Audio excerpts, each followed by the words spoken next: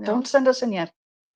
Too bad. Too bad we're in. We're live. Up in here. Oh, why? Because you're welcome. I want to say, in this preach. You so welcome. We made a song about it, right? We did. You want to hear? We made a song about it. Come on, y'all. Welcome. Let's hit them with the intro. Here we go. Ready? Ready? Y'all Ready. Yes. Welcome. Welcome. Welcome. Yes, welcome. Yes, welcome. Welcome. Welcome. Yes, welcome. Please like and subscribe. Don't miss that bit. Welcome. Hey, Sheila. Hey, Anna. How are you? I'm well. How are you? I'm good. Welcome, everyone, to Cup of Joe with Anna and Sheila. Like, follow, and share. Facebook.com. Facebook.com. It's so funny that I said that. I mean, gosh, how old am I? We do actually have a page. It's called Cup of Joe with Anna and Sheila on Facebook. Yeah, Cup of Joe with Anna and Sheila. And we have A Twitter a account. Twitter account. And we have an email. We're Yes. like in this century, sort of. We actually have. Do we have an Instagram? No, we'll try. But we don't have a Snapchat and we don't have a TikTok, but we have like, follow, share on Yes. Facebook. Yep. We have a YouTube channel. We do. We have a Twitter account and we have an email. And we're just golden. Golden girls? Is that what you're talking? Well, speak for yourself. Although Some of us. you do have the vaccines. I'm a little bit jealous on that part. I snuck in. Yeah. Well, I mean, I think the latest that I've seen, and I haven't looked at the rules per se, but now it looks like DeSantis is going to allow, I think, over 50 law enforcement officers and teachers. Okay. And Publix has now expanded. I think they're going to be offering it all of their Yes. all of their pharmacies. Because you get a little blowback by just putting it in the red counties. Okay. Or one may say that he's putting it in the counties that have a higher proportionate of an older population. No. Okay. I'm providing the opposing view, Sheila. the That's counties what I that have do. the most money that they've given to him. Okay. Another way to look at it would be that it's the highest proportion of over 65, which may correlate, not necessarily cause that to be DeSantis I'm pretty linear. supporters. That's, Okay. I don't go along little side roads So- if I go A to B. Anyway, I'm trying to be fair and impartial, Sheila. That's Don't. what I'm known for. Oh, you're the parallelogram of fair and impartial. That's right. Okay, so Publix is starting to offer vaccination appointments. And Walmart. CVS, Yep. which people of Walmart Instagram page with the vaccines, I'm sure that's going to take an interesting twist. Just saying. I'm trying to appeal to our younger viewers out there, Sheila. Do you know what that is? Yeah, anyone under 65? No, what people of Walmart is. Yes, I know what people of Walmart. I'm pretty sure I've been photographed as a person of Walmart. Really? Before. Yeah. You know what? That should be a new goal for us. It should be. To make the page of people of Walmart. I'm telling you, just wear your underwear on the outside when you go there.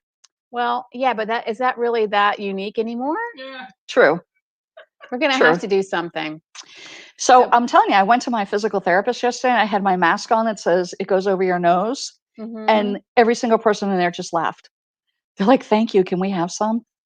I love my mask collection. Thanks to you. You're welcome. Anytime. I did wear my Karen one and I did not realize that it was more of an iconic photo. I forgot that I had it on, but apparently got a lot of attention. So I'm now a star. You are. You're an Insta star.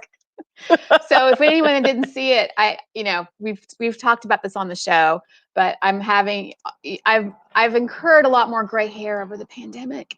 So I'm going blonde to go gray. Platinum to go gray, which I've never been blonde before. I've always been redhead by birth or brunette. So anyway, I had all these foils all over me. She was a QAnon person. Yes. And then I had, or I would like to say Night Shyamalan person. Oh yeah. That's a little bit more impartial there. Or Pastafarian. Pastafarian, that's true. Yes. Anyway, and I had that don't mess with me, Karen, or not today, Karen, on my mask. So it was quite the ironic photo because I was getting my hair done like a Karen. Exactly. Mhm. It was perfect. Yes. So maybe I should have had today, Karen. Today I turn into a Karen. We can get that made. So Yes. you have some bills you want to talk to us about. Okay, we Well, have to no, go. Let's digress. Anna never talks legislation. Well, I always talk legislation. I talk about True. legislation that interests me, which I've found does not really interest most because It's the fact that taxation. it's taxation, and it's to me that's a lot more impactful, really, to everyone's behavioral issue, or but not issues, but their behavior is really tax driven, which is really money driven, and Everything's sometimes money. it's incorrect. What's being One, yes. what's being I guess promoted is not really correct. There's just a lot of misinformation. That's a big news flash, Sheila. There's Yes, a dear. lot of misinformation out there. No. Mhm. And there's a Mhm. lot of misinformed people who say, it wasn't me. I was just following the crowd. You're also following.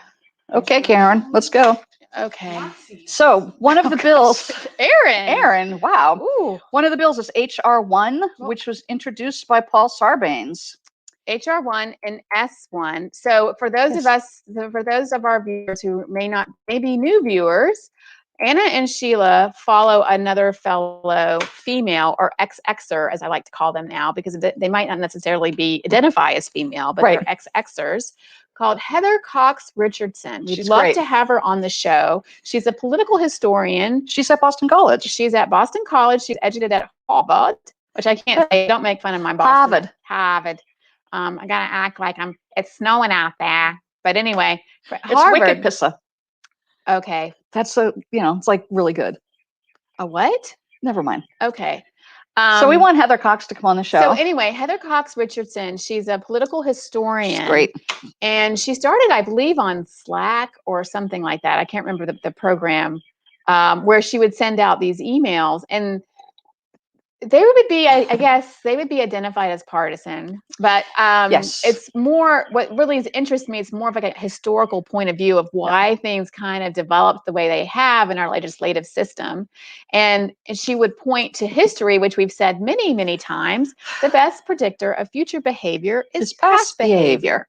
So, and then she's also given us, at least me, a little bit of hope, because she says, don't worry, folks, we've been here. Now, she doesn't use the word folks. Yeah, but we've been here before. We've been here before, and here's what happened. But I'm pretty sure that was Nazi Germany that we've been here before. Oh, Sheila. But there's been some instances in the past, Andrew Jackson, yes, that we've been there, Abraham Lincoln, what he actually said, what he actually didn't say. Yep. So it is very enlightening, I think, and it just puts a little bit of normalcy in my day as to like, okay, so I see all these headlines, and let's be honest, they're pretty inflammatory from both sides. Yes. She tries to kind of distill it down and to say, okay, this is what this particular bill said. Anyway, this morning she did, as Sheila duly pointed out, she did mention two bills that were coming up that were essentially voter suppression. Oh no, HR1 is For the People Act. Right, but I'm saying that it's not going to be passed, is what she was saying. Right, it won't be passed ever. So HR1 and S1, and it's pretty timely that we have these wonderful ladies on the show today that perhaps can enlighten us as to some of these bills that are coming up, what kind of activities they've undertaken, and I would say they're very influential and made a huge difference in terms of getting people to vote. And when people ask me, hey, where should I go for information on candidates and voting? I always send them to the League of Women Voters. They are nonpartisan. Mm-hmm. They put out a great, unlike us, Sheila. I know. Honest. They put out a great candidate profile. Unlike you, I'm a lot more bipartisan, I guess. I was bipartisan when I worked on Capitol Hill. I had to be. Yeah, I did. I had to go to Republican fundraisers and Democratic fundraisers. So anyway, League of Women Voters is a national organization. They have chapters in every state, and I'm pretty sure all the territories. This one started in 1939, and I believe they're one of the oldest groups. They started in Winter Haven and Winter Park, Florida, and St. Pete. And part of their, I just got rid of my thing. Wait, Winter Park, Florida, and St. Pete? And St. Pete. Oh, and I was like, because those are two different locations. They Sheila. are? Yes, Winter Park is different than St. Pete. Yes, I know that you like to think, we do live in the bubble. We live in the hawk bubble. And we use directional like landmarks, like the Jesus Car Wash, which we all know what the Jesus Car Wash is in this area. But there are different areas outside of our little. No. Yes. Oh my God. And there's two different and distinct locations. We'll have to do a road trip and find them. Yes, we will. All right. So anyway, part of what they do is voter services, voter education, ballot amendment education, which down in Florida is probably one of their toughest jobs. Candidate forums, which are always great to go to. They staff polling locations. They will adopt a precinct, and they do voter registration drives. And for those of us who have done voter registration drives, that is a yeoman's work, getting people to register to vote. So with no further ado, we have. And even though we're not professionals, look, we have note cards We have today. note cards. I mean, we're moving up in the world.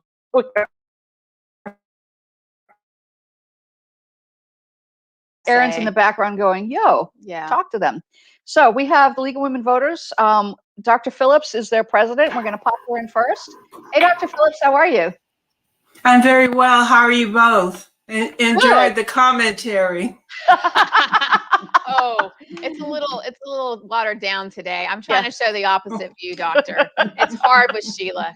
It's very hard because I'm from Boston, so it's like, you know, we bleed Red Sox, Patriots, Celtics, Bruins, and Democratic politics up there. So it's really hard.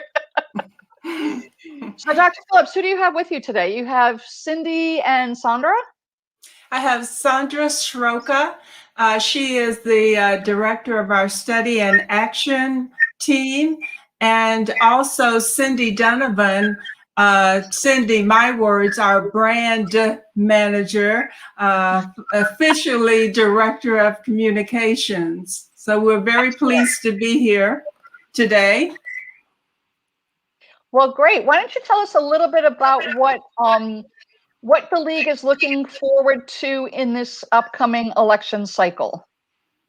Well, as always, we're looking forward to voter education and registration. The education piece is very, very important because time after time we run into people who say, I don't vote. And then we have to come forward with a statement about, well, a no vote is really a vote. Well, if you don't vote, it's really a vote. And somehow or another, people understand that. So voter education and registration is the core of our mission. And we've been doing this for many, many years. The COVID has kind of hampered our activities in that area, but we still find ways to communicate and interact with the community because voting is very, very important. We saw that in the last election. That's true. So indeed. So speaking of voting, could you, either Cindy or Sandy, kind of tell us about what's coming up in terms of local voter registration laws that our viewers would be interested in? I can give you a little bit of insight into that. Okay. There are some things that are coming up in this Florida legislative session, which actually opens up next week on March 2nd and runs through April 30th. And we have a whole voter services action team that deals with these very specific issues and ways that we try to approach them. But one of the bills, and I'm just looking to make sure I have the right number, I believe it's Senate Bill 90, is wanting to deal with mail-in ballots and change the process that has existed and has worked very well, and in fact worked very well throughout the entire state this past election cycle.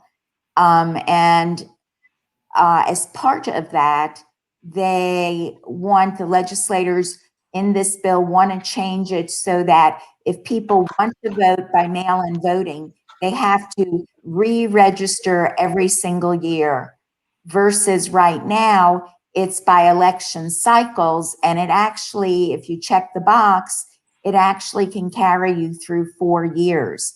So this becomes a much more cumbersome process. And they're saying that this is important because people move and, they won't get their ballots and things like that.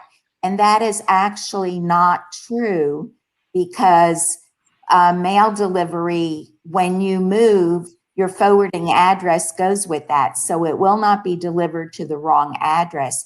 And if by chance it should be, or someone else should receive it, there is a very stringent signatory process here in Florida, and in particular in Hillsborough County, in terms of verification of your signature on that mail-in ballot. So there are already processes in place to help prevent and restrict fraud when it comes to mail-in ballots. So that's a very important issue that's coming up. And the other big issue that has surfaced is a bill, and I have to look at my notes to see if I can find the number, but it also is going to hinder citizen initiatives to be placed on the to be placed as a constitutional amendment on future ballots. And this piece of legislation is wanting to move the mark from 60% of the voters who vote having to vote for that ballot to pass, that amendment to pass, versus what they want to do is make it 66%, or 2/3 of the voters having to vote to pass it, which will make it much more difficult. It wasn't until just not too many years back, when it only took 51% of the voters voting to pass a particular constitutional ballot initiative for the state of Florida. So those are two very important things that are coming up. And if I still have one more minute, I want to put in a plug. Absolutely.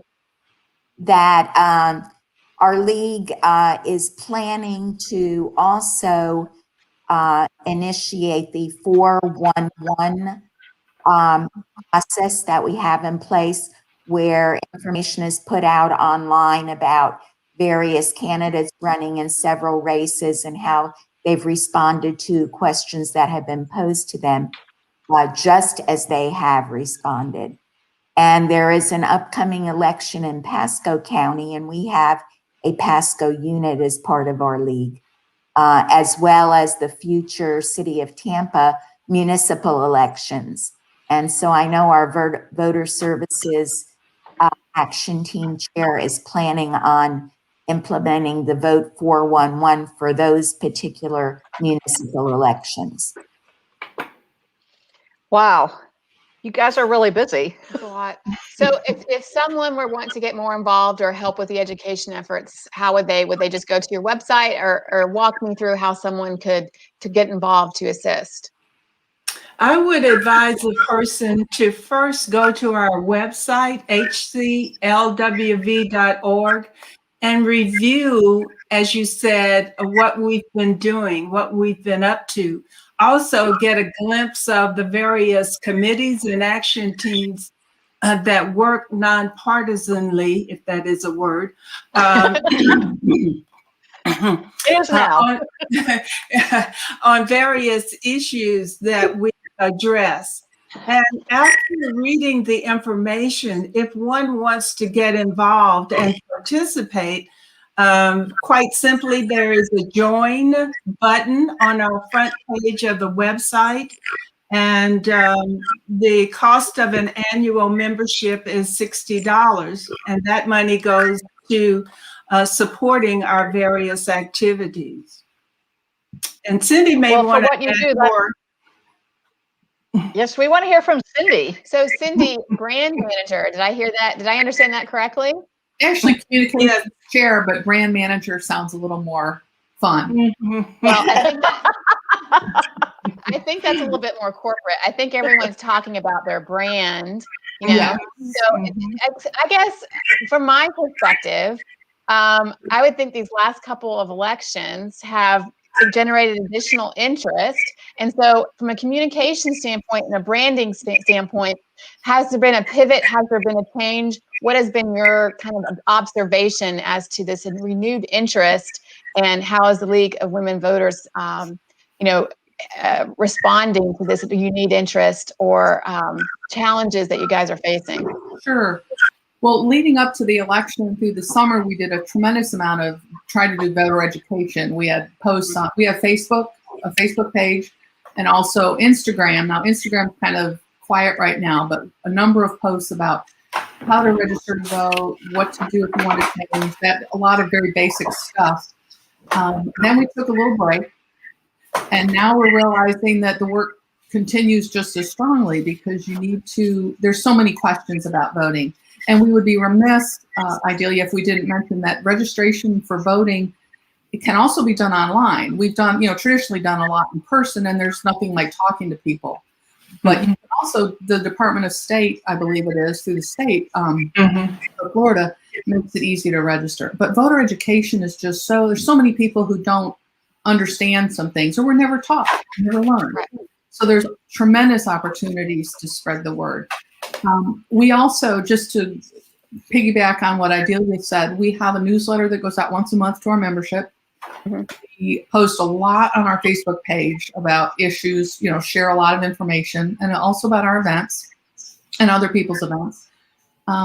We have a YouTube channel, which has a few videos on it, mostly of our events that we've had. It's a great way for people to go learn what we're about, the kind of events. The Pasco unit is having an event March 11th on economic security in Pasco County during COVID. And we're having 4 people, 2 nonprofits, 2 county people, to talk about what's happening in response to COVID. So we're trying to be community minded in what we do.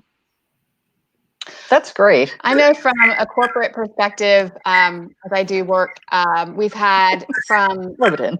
well, I mean, anyway, you're distracting me now. So I have that the League of Women Voters actually come into the company and has helped us educate our employee population. There's just a lot of misinformation out there. And sometimes we have people that are new to Florida.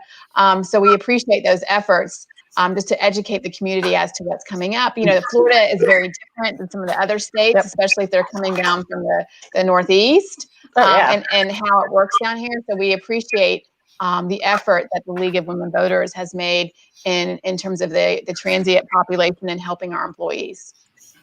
And to add to that, I think we've done an excellent job in partnering with other, not necessarily nonpartisan, but other organizations in the community, and that helps to diffuse voter education throughout many communities, particularly underserved communities in Hillsborough County and Pasco County.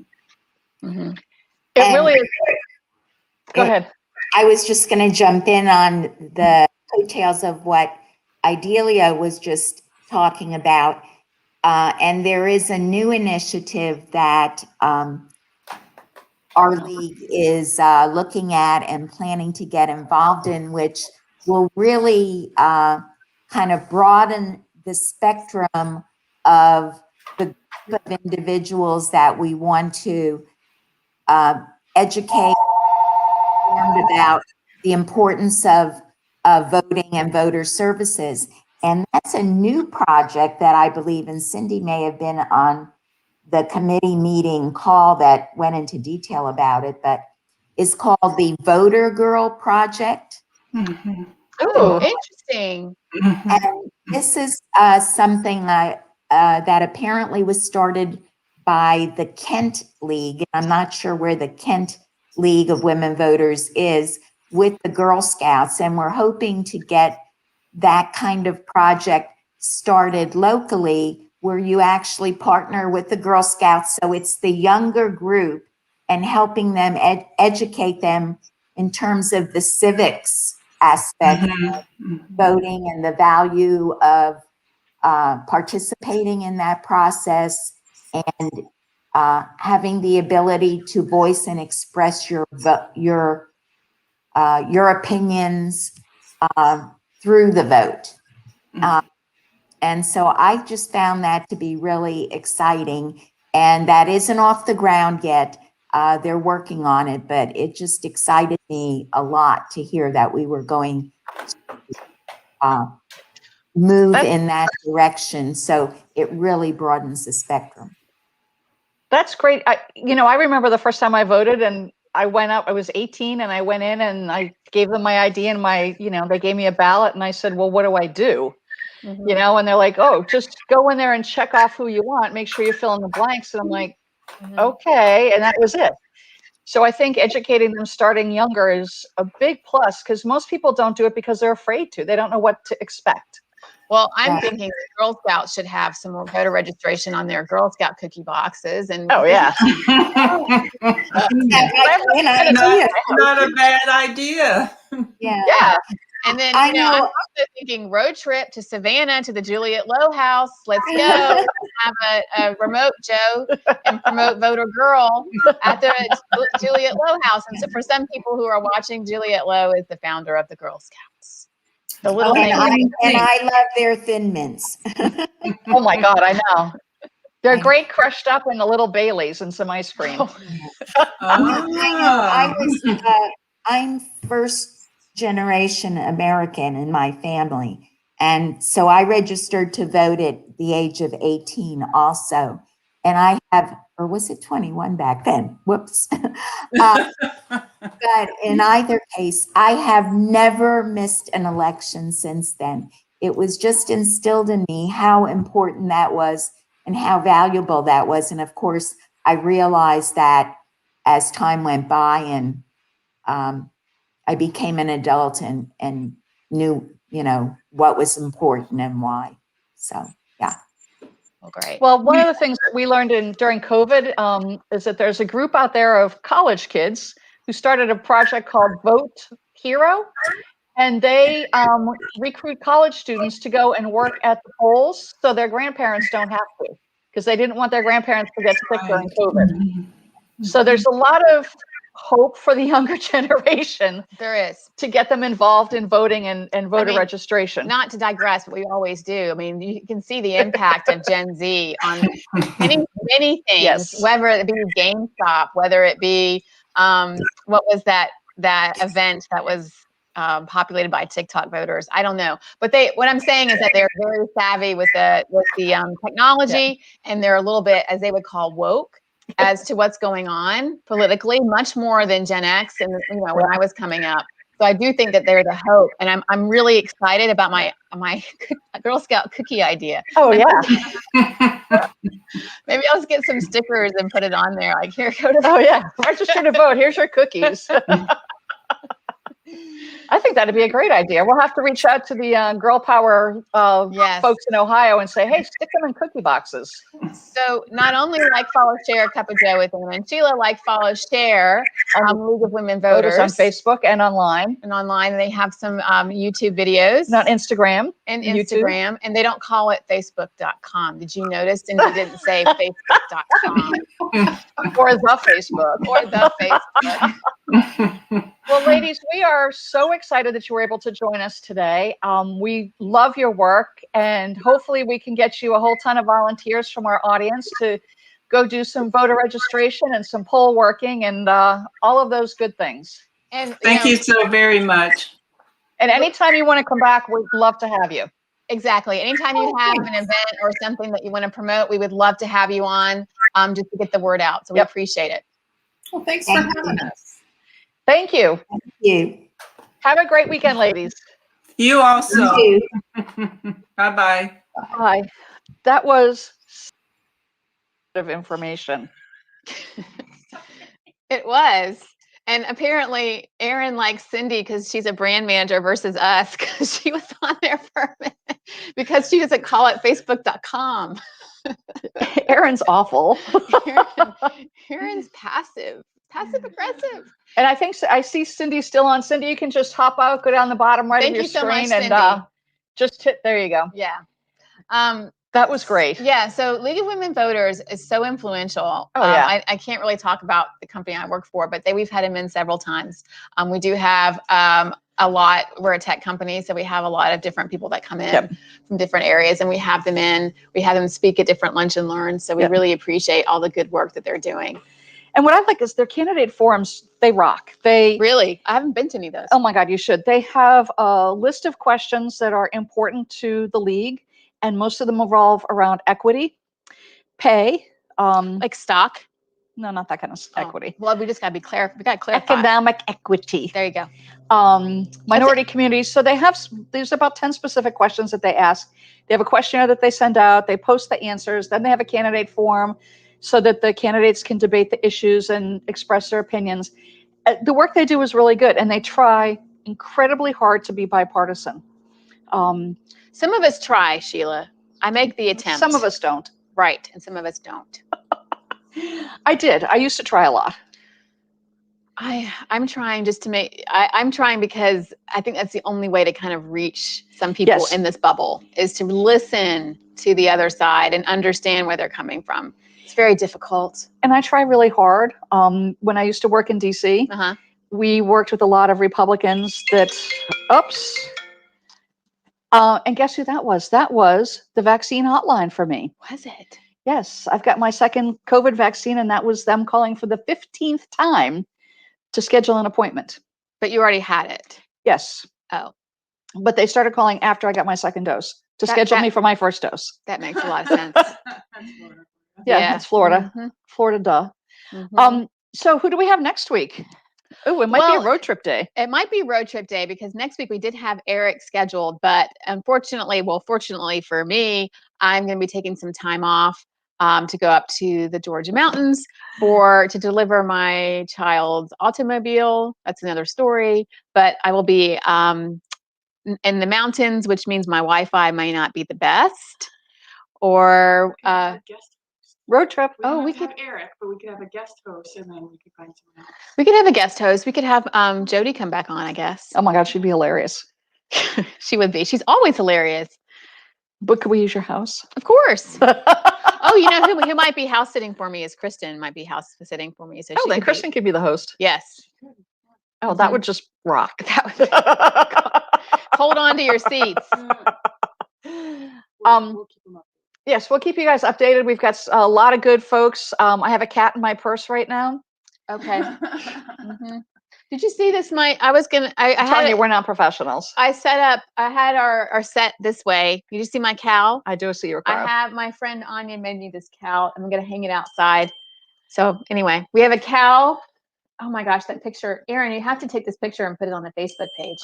No, the cow is, the cat is in the purse. Oh, here's the cow. Erin's bringing the cow. Isn't that awesome?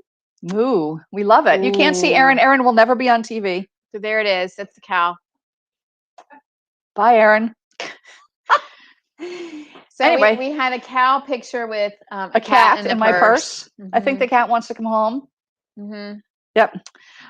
So next week have Eric, but we may reschedule him. We may have somebody. I don't know. We'll have to figure out if we're going to reschedule him. We'll keep you guys posted because I can't be here. And then we have Minus She won't let us come on a road trip with her because it's going to be a romantic weekend. And she doesn't think Erin and Melinda and I would be fun on a romantic weekend with her husband. Well, I mean, In your relationship, I guess. I mean, we could rent a bigger house for sure. Anyway, we digress again. She's mean to us. My husband wants you to bring Joe home. Oh, well. Oh, okay. I'll bring Joe home. I'll bring Obi too. All right, guys. Well, stay tuned. Next week, we'll figure out what's going on. Thank you so much, League of Women Voters, for everything you do. Thanks for coming on the show. Thanks for educating all us peeps. And to Ruth.